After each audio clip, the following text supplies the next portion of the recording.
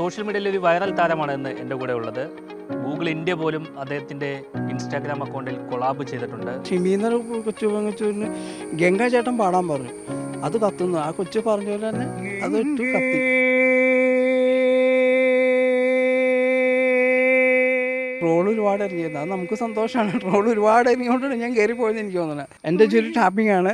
വെട്ടുമ്പോൾ അവർ കാണുന്നില്ലല്ലോ, അപ്പം നമ്മൾ വെട്ടിക്കൊണ്ടിരിക്കുമ്പോൾ പാട്ടൊക്കെ പാടിക്കൊണ്ട് വെട്ടിക്കൊണ്ടിരിക്കും. പ്ലെയിൻ പോകുമ്പോൾ ഓടി മുറ്റത്തിറങ്ങി കാണുന്ന ആളാണ്. ആ ആളാണ് മെയ് 25-ാം തീയതി അങ്ങനെ ഫ്ലൈറ്റിൽ കയറി. ഇപ്പം നടക്കുന്നില്ല, നമ്മൾ സ്വപ്നം പോലും കാണാൻ പറ്റാത്ത കാര്യങ്ങൾ നടന്നുകൊണ്ടിരിക്കുന്നത്. പാട്ട് പാടുന്ന ആൾക്കാർക്ക് ഈ പ്രണയമൊക്കെ ഉണ്ടെന്ന് പറയുന്നുണ്ട്. എനിക്ക് ഒരുപാട് പക്ഷേ ഇങ്ങോട്ട് ആർക്കില്ല. ചേച്ചിയോടുള്ള കാര്യമാണ്. കുഴപ്പമില്ല. ചേച്ചിക്ക് പാട്ടൊക്കെ പാടി കൊടുക്കണം. ഇപ്പം എന്നോട് പാടായിരുന്ന പറഞ്ഞ കണ്ണിലെ കുഞ്ഞു കണ്ണാടി മഞ്ഞുനീർ മുത്തുപോൽ മിന്നി മിന്നോമകൾ. നമസ്കാരം. സോഷ്യൽ മീഡിയയിൽ ഒരു വൈറൽ താരമാണ് ഇന്ന് എൻ്റെ കൂടെ ഉള്ളത്.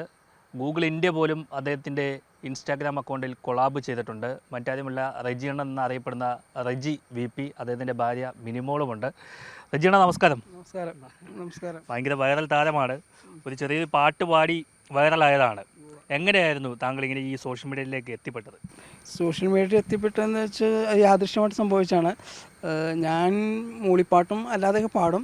അത് കണ്ട് നമ്മുടെ വൈഫ് അത് ഇത് ചെയ്തു. അപ്പോൾ വൈഫിൻ്റെ കൂട്ടുകാരികൾ പറഞ്ഞു ചാനലിലേക്ക് ഇടുക. അങ്ങനെ ഇട്ട് ഗംഗ ഒരു കൊച്ചു പറഞ്ഞു, ഷിമീന്നൊരു കൊച്ചു പറഞ്ഞു ഗംഗാ ചേട്ടൻ പാടാൻ പറഞ്ഞു, അത് കത്തുന്നു. ആ കൊച്ചു പറഞ്ഞ പോലെ തന്നെ അത് ഇട്ടു കത്തി. ഗംഗേ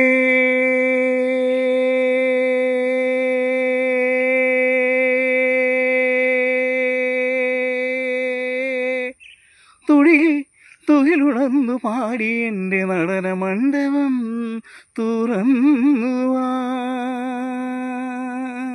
പിന്നെ അങ്ങനെ ദൈവം സഹായിച്ച് ഇപ്പോൾ കുഴപ്പമില്ലാതെ പോകുന്നു. ആദ്യം ഒരുപാട് കളിയാക്കലുകളൊക്കെ ഉണ്ടായിരുന്നു. ട്രോൾ ഒരുപാട് ഇറങ്ങിയായിരുന്നു. അത് നമുക്ക് സന്തോഷമാണ്. ട്രോൾ ഒരുപാട് ഇറങ്ങിയോണ്ടാണ് ഞാൻ കയറി പോയെന്ന് എനിക്ക് തോന്നുന്നത്. ട്രോൾ ഒരുപാട് ഇറങ്ങിയായിരുന്നു. എനിക്ക് ട്രോൾ ഇറങ്ങിയായിരുന്നു. കേട്ടപ്പം വിഷമം ഉണ്ടായിരുന്നോ ആദ്യമൊക്കെ?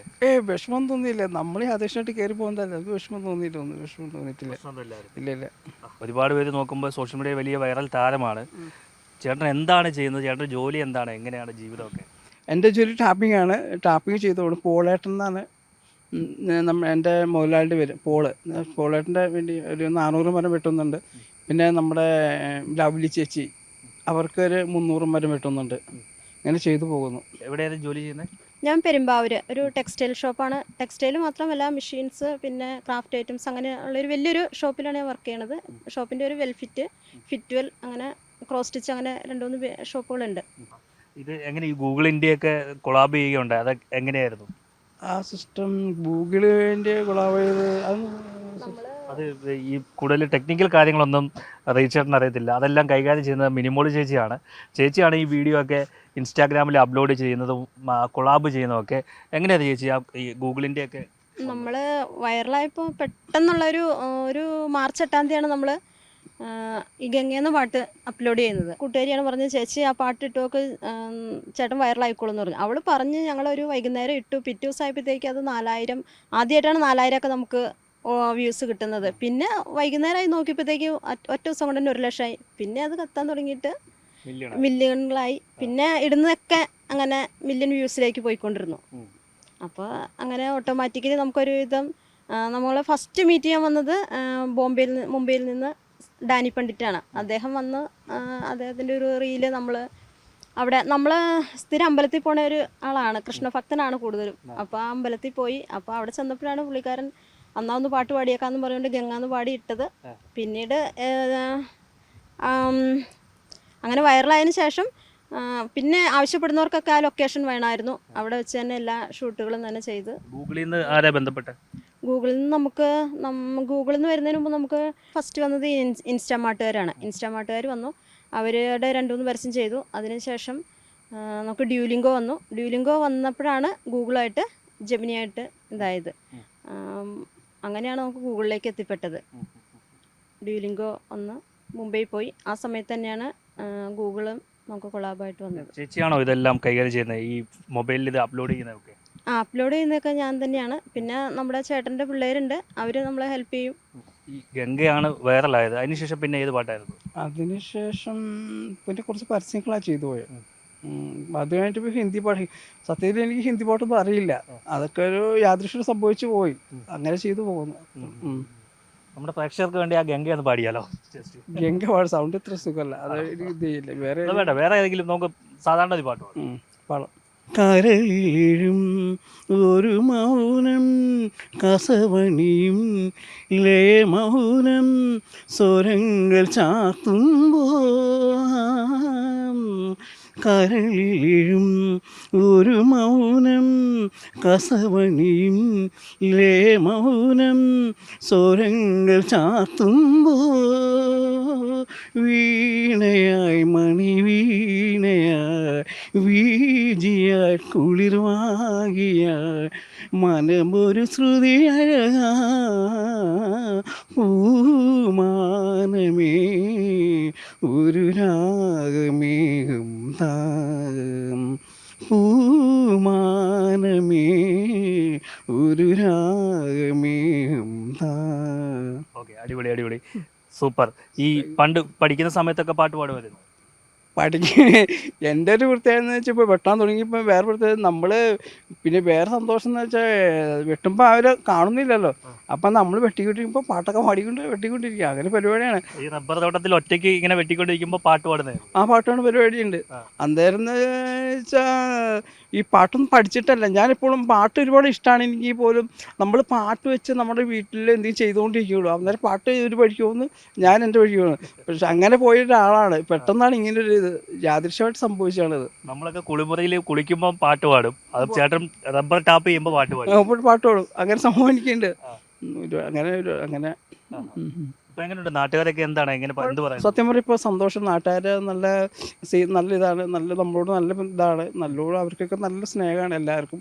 അത് നമുക്ക് ഒരുപാട് സന്തോഷമുണ്ട്.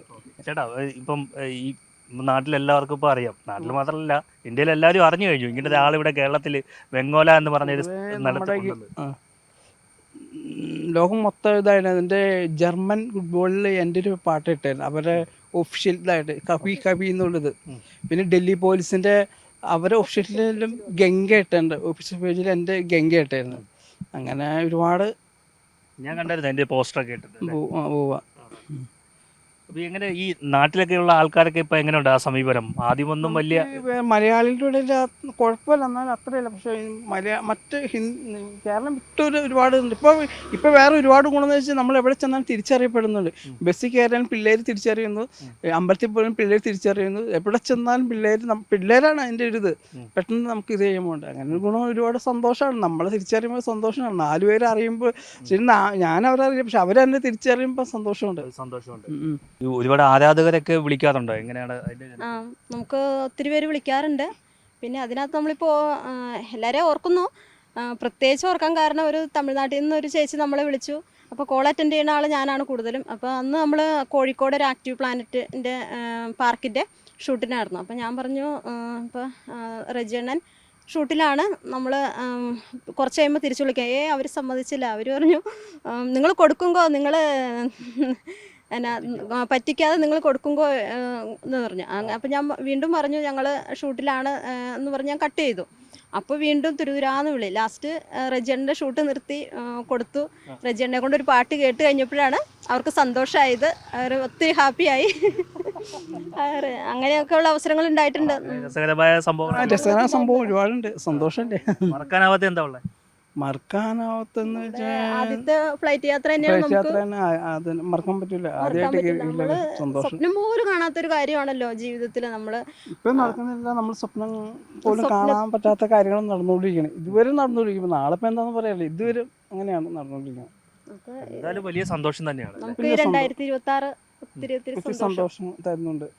മെല്ലേൻ കണ്ണിലെ കുഞ്ഞു കണ്ണാടി മഞ്ഞുനീർ മുത്തുപോ മിന്നി നിന്നോർമകൾ, ആരാരുമറിയാതെ ആത്മാവുമറിയാതെ അരുമയായി പൊഴിയുമെൻ കണിമലരേ. മെല്ലേൻ കണ്ണിലെ കുഞ്ഞു കണ്ണാടി മഞ്ഞുനീർ മുത്തുപോൽ മിന്നി മിന്നോമകൾ. ചേച്ചിക്ക് പാട്ടൊക്കെ പാടി കൊടുക്കാറുണ്ടോ? ഇപ്പം എന്നോട് പാടായിരുന്ന പറഞ്ഞ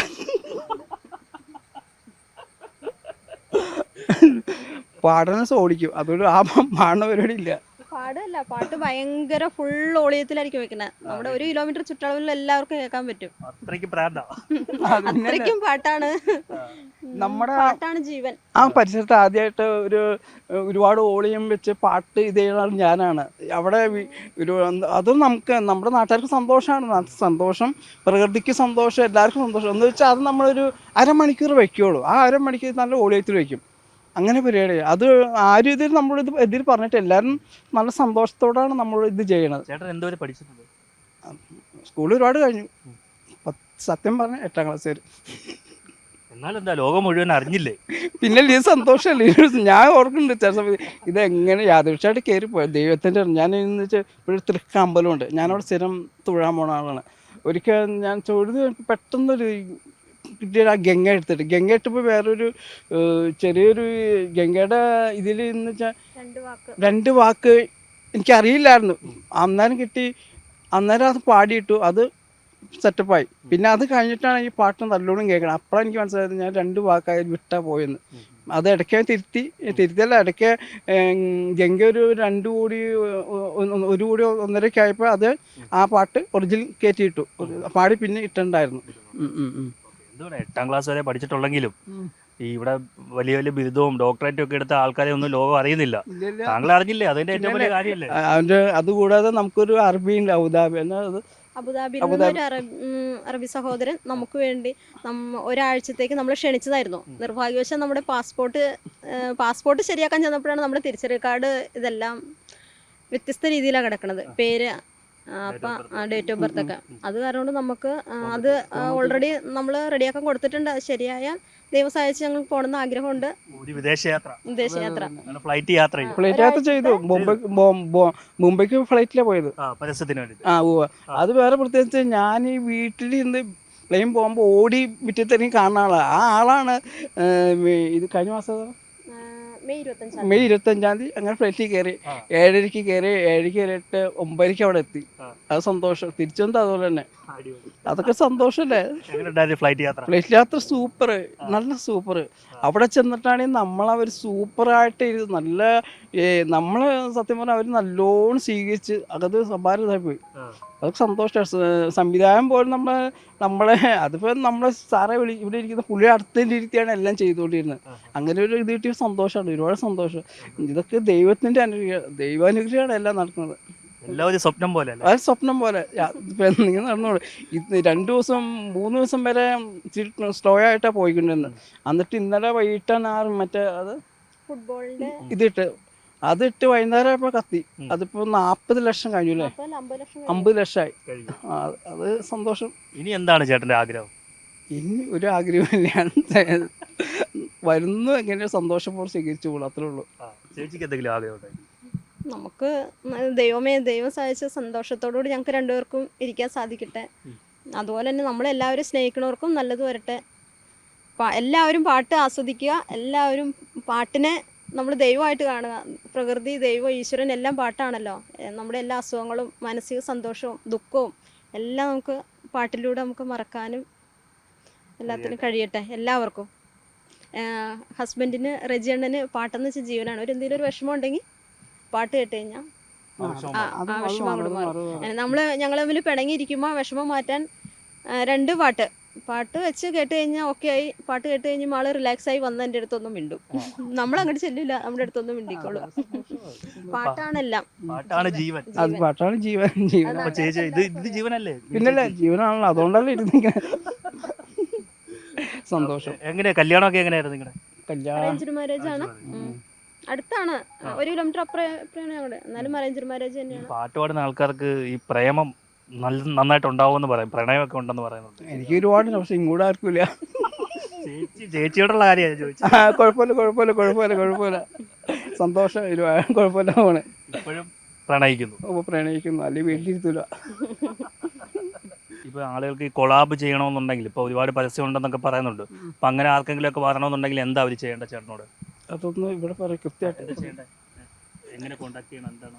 നമ്മൾ ഇപ്പോൾ ഒരുവിധം എല്ലാവരും തന്നെ നേരിട്ട് കോണ്ടാക്ട് ചെയ്യാണ്. ചിലർ ഇൻസ്റ്റയിൽ മെസ്സേജ് അയക്കും, പിന്നെ നേരിട്ട് വിളിക്കുന്നവരുണ്ട്, പിന്നെ മറ്റുള്ളവർ വഴി വരുന്നതുണ്ട്. അങ്ങനെ എല്ലാ രീതിയിലും വരുന്നുണ്ട് നമുക്ക്. നമ്മൾ ഒത്തിരി പരസ്യങ്ങളും ഒത്തിരി കൊളാബ്സൊക്കെ വരുന്നുണ്ട്. നമ്മളെ കൊണ്ട് പറ്റണതൊക്കെ നമ്മൾ ചെയ്തു കൊടുക്കുന്നു. ചേച്ചി നമ്മളെ കോൺടാക്ട് ചെയ്യേണ്ടത് ഇമെയിൽ ഐ ഡി കൊടുക്കാം നമുക്ക്. ഇമെയിൽ ഐ ഡി എന്താണ്? Email I D regimini94@gmail.com. എല്ലാവരോടും എന്താ പറയാനുള്ളത്? എല്ലാവരോടും എനിക്ക് പറയാനുള്ള ഈ സ്നേഹത്തിന് ഒരുപാട് നന്ദി. എല്ലാ ആളുകളുടെ സ്നേഹത്തിന് ഒരുപാട് നന്ദിയുണ്ട്. എൻ്റെ വീഡിയോ കാണുക, എൻ്റെ ഇത് ഷെയർ ചെയ്യുക, ഫോളോ ചെയ്യുക, ഇതൊക്കെ ചെയ്യുക. അത് എല്ലാവരും നന്ദി. ഇതൊക്കെയാണ് റെജിയണ്ണൻ്റെ വിശേഷങ്ങൾ. റെജിയണ്ണൻ്റെ വീടാണ് നിങ്ങൾ ഈ ദൃശ്യങ്ങളിൽ കാണുന്നത്. ഈ കുഞ്ഞു വീടാണ്, ചെറിയ വീടാണ്. അദ്ദേഹം ഭാര്യയും അദ്ദേഹവും ഒട്ടുത്ത് സന്തോഷത്തോടെ ജീവിക്കുന്നൊരു വീടാണ് ഈ ദൃശ്യങ്ങളിൽ കാണുന്നത്. വെങ്ങോല ഗ്രാമപഞ്ചായത്തിലാണ് ഈ അദ്ദേഹം താമസിക്കുന്നത്. എന്തായാലും നാട്ടുകാർക്കൊക്കെ വളരെയധികം പ്രിയങ്കരനായി മാറിയിരിക്കുകയാണ് അദ്ദേഹം. റബ്ബർ ടാപ്പിങ്ങിന് പോകുമ്പോൾ അവിടെ വെച്ച് പാടി അങ്ങനെ പാടിക്കൊണ്ടിരുന്നപ്പോൾ പിന്നെ അത് സോഷ്യൽ മീഡിയയിലേക്ക് ഇട്ടപ്പോഴാണ് ഇത്തരത്തിൽ വൈറലായത്. അങ്ങനെ എല്ലാവർക്കും ഒരുപാട് നന്ദി പറയുകയാണ് അദ്ദേഹം. ഈ ഒരു കുഞ്ഞു ഗ്രാമത്തിൽ നിന്നും അധികം ആരും അറിയപ്പെടാതിരുന്ന അദ്ദേഹം ഇപ്പോൾ സോഷ്യൽ മീഡിയയിൽ വലിയ താരമായിരിക്കുന്നു. ഗൂഗിൾ ഇന്ത്യ പോലെയുള്ള വലിയ മൾട്ടിനാഷണൽ കമ്പനികൾ അദ്ദേഹത്തെ ഏറ്റെടുത്തിരിക്കുന്നു. വളരെ സന്തോഷമെന്നാണ് അദ്ദേഹം പറയുന്നത്. കൊച്ചിയിൽ നിന്നും DK ദിലീപിനോടൊപ്പം R. പിയൂഷ്, മറുനാടൻ മലയാളി.